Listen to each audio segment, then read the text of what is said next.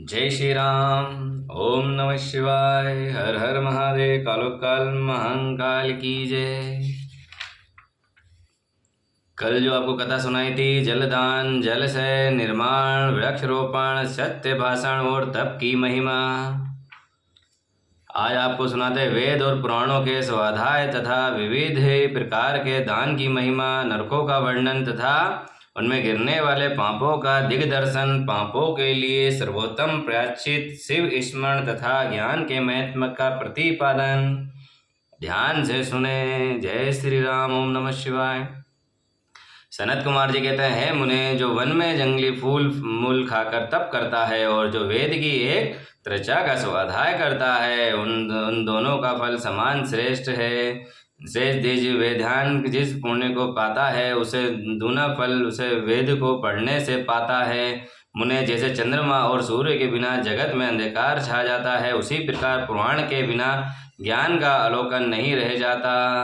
और जो पुराण नहीं पढ़ पाता है, अगर वो पुराण सुनता है तो भी उसको तप का फल दुगना मिलता है। अज्ञान का अंधकार छाया रहता है, इसलिए सदा पुराण का ध्यान करना चाहिए। अज्ञान के कारण नरक में पड़ सदा संपत्त होने वाले लोगों को जो शास्त्र ज्ञान देकर समझाता है, पुराण तत्व को अपनी इसी महात्मा के कारण तथा पूजनीय है। जो साधु पुरुष पुराण वक्ता विधान को दान पात्र समझकर बड़ी प्रसन्नता के साथ उसे उत्तमोत्तम वस्तुएं देता है, वे परम गति को प्राप्त होता है। सुपात्र ब्राह्मणों को भूमि, गो, रथ, हाथी और सुंदर घोड़े देता है, उसके पुण्य का फल वर्णन सुनो।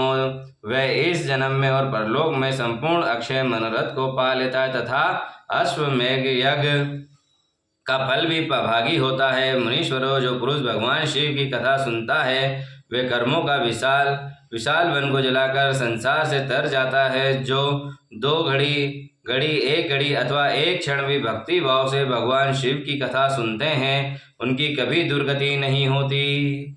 मुने संपूर्ण दोनों अथवा संपूर्ण यज्ञों में पूर्ण होता है, वही फल शिवपुराण सुनने से अविचल रूप में प्राप्त हो जाता है। व्यास जी, विशेषता कलयुग में पुराण श्रवण के सिवा मनुष्य के लिए दूसरा कोई श्रेष्ठ धर्म नहीं है, वही उनके लिए मोक्ष एवं ध्यान रूपी है, फल देने वाला बताया गया है। शिव पुराण का श्रवण और शिव नाम का कीर्तन मनुष्यों के लिए कल वृक्ष के रमणीय फल है, इसमें संशय नहीं है। यज्ञ, दान और तप, तीर्थ सेवन से जो फल मिलता है, उसी को मनुष्य पुराणों को श्रवण मात्र से पा लेता है।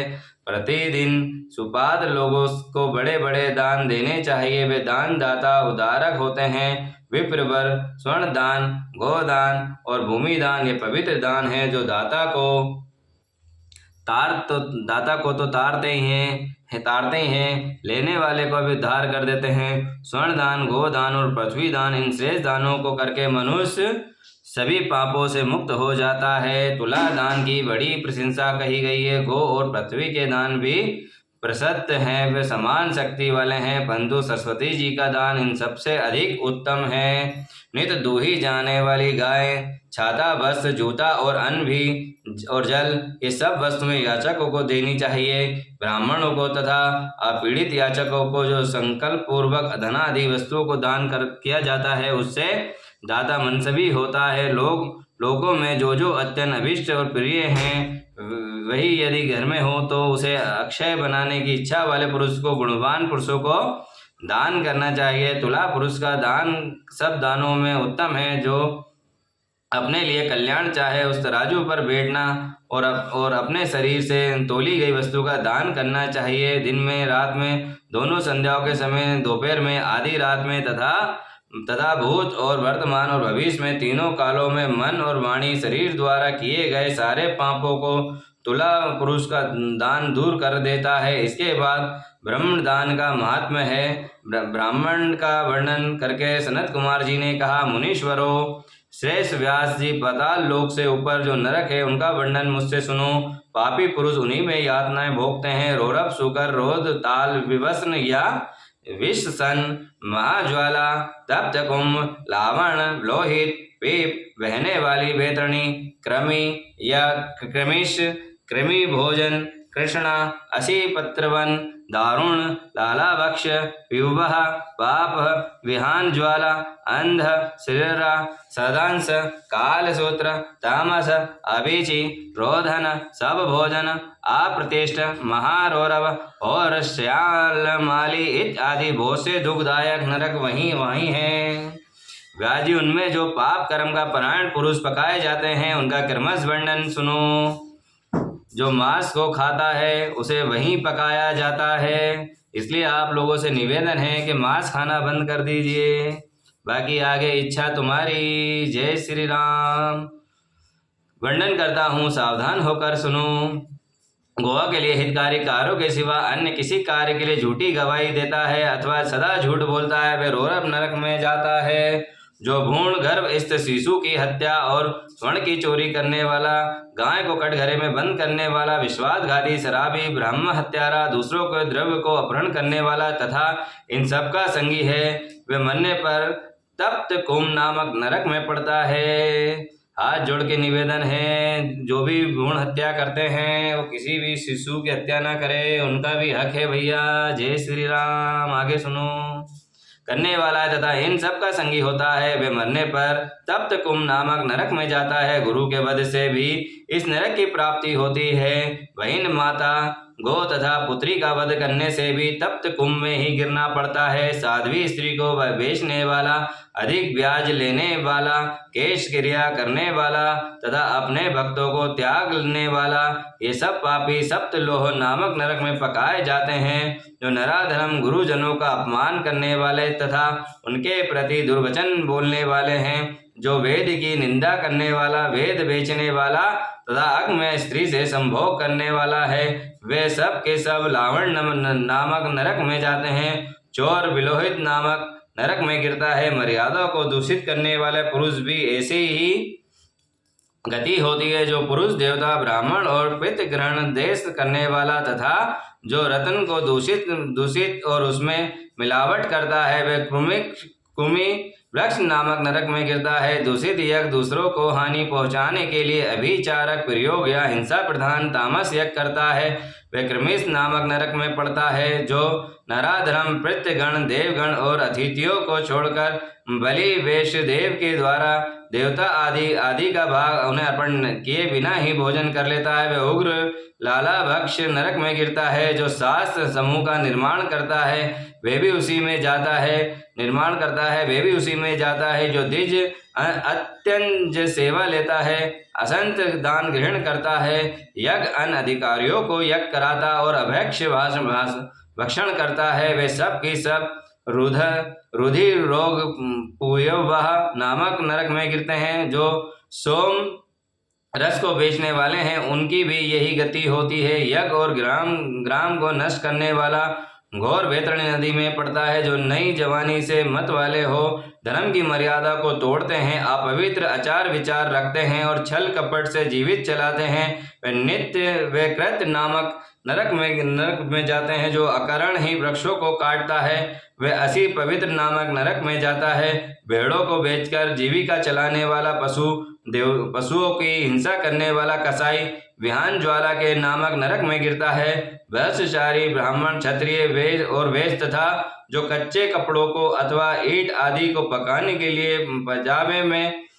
पजाबे में आग देता है, वे उसी विहान ज्वाला में नरक में जाते हैं। जो व्रतों के लोप करने वाले तथा आश्रम में गिरे हुए हैं, वे दोनों प्रकार के पुरुष अत्यंत ही दारुण संदेश नामक नरक की यातना में पड़ते हैं।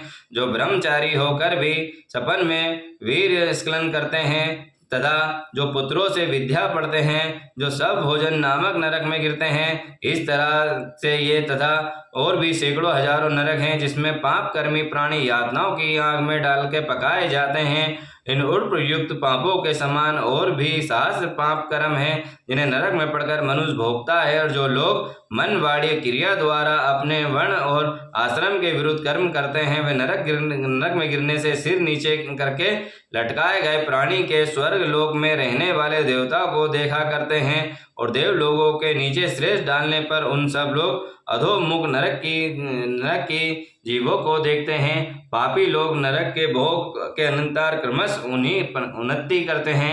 स्थावर, कृमि, जलचर, पक्षी, पशु, मनुष्य, धर्मात्मा, मानव, देवता तथा मुमुक्ष होते हैं, अंत में मोक्ष प्राप्त कर लेते हैं। जितने जीव स्वर्ग में हैं उतने ही नरक में हैं। जो पापी पुरुष अपने पाप का प्रायश्चित नहीं करता वही नरक में जाता है। काली नंदन स्वयंभू मुनि ने महान पापों के लिए और लघु पापों के लिए लघु प्रायश्चित बताए हैं।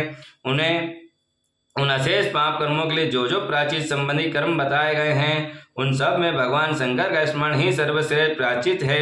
जिस पुरुष के चित्त में पाप कर्म करने के अंतर पश्चाताप होता है उसी के लिए तो एकमात्र भगवान शिव का स्मरण करते हैं। सर्वोत्तम प्रायश्चित है प्रातः काल, संध्या काल, रात में जब मध्य आदि में भगवान शिव का स्मरण करने से पाप रहित हुआ मनुष्य महेश्वर को प्राप्त कर लेता है।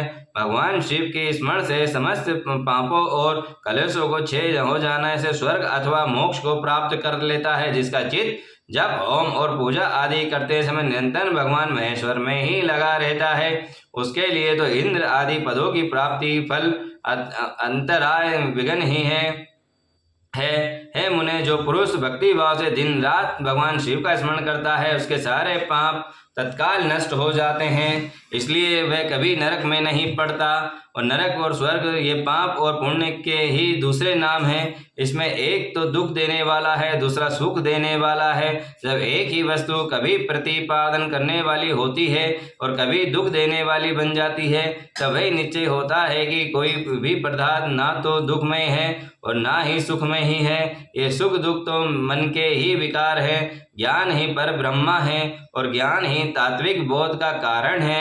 ये सारा चर विश्व ही ज्ञानमय है। उस परम विज्ञान से भिन्न और दूसरी कोई वस्तु नहीं है। इसलिए किसी प्रकार के कोई पाप ना करें और भगवान उमापति महादेव का ही ध्यान करें और ओम नमः शिवाय, ओम नमः शिवाय, ओम नमः शिवाय का जप करते रहें। बोलो उमापति महादेव की जय। कालो काल महाकाल की जय। लक्ष्मी नारायण भगवान की जय।